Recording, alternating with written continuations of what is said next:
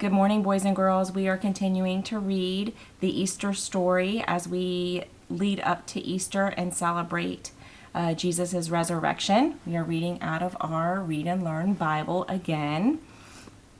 This story is out of Matthew, Mark, Luke, and John, and the title of it is A Dark Friday.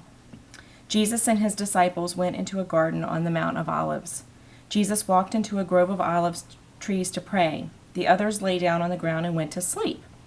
They just could not keep their eyes open. When Jesus came back, he called to his disciples, "Get up, let's go. The time is here for me to be taken away." Just then they heard footsteps. A gang of men with clubs and swords came into the garden. Judas Iscariot was with them. He pointed out Jesus by greeting him with a kiss. The men grabbed Jesus and took him away to jail. One man gave Judas a bag filled with 30 pieces of silver. That was his payment for helping them to catch Jesus. And if you remember from our reading yesterday about the Last Supper, Jesus predicted that this was going to happen. In the morning, Jesus was taken before Roman Governor Pontius Pilate.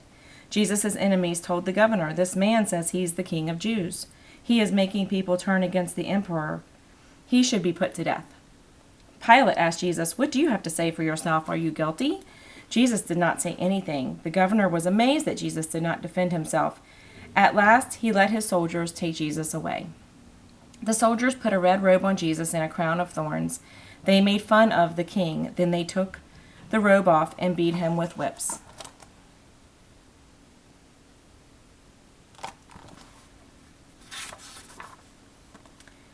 They took him to a place called Golgotha. There they nailed him to a cross.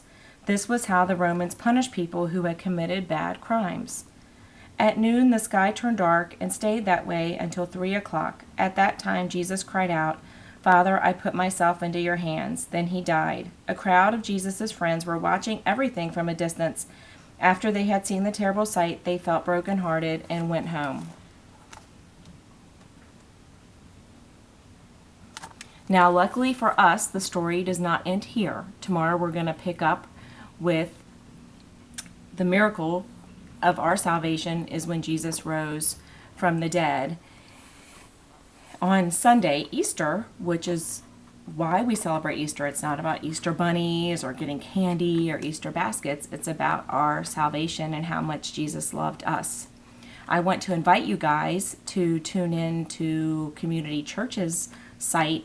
We have a lot of great things planned for our children in our ministries for Easter. Lots of online experiences, worship, things you can do as a family to celebrate Easter this year. We know it's going to look a lot different than our past Easters, but our children's team has really been working on great things. So I invite you all to tune in and check it out.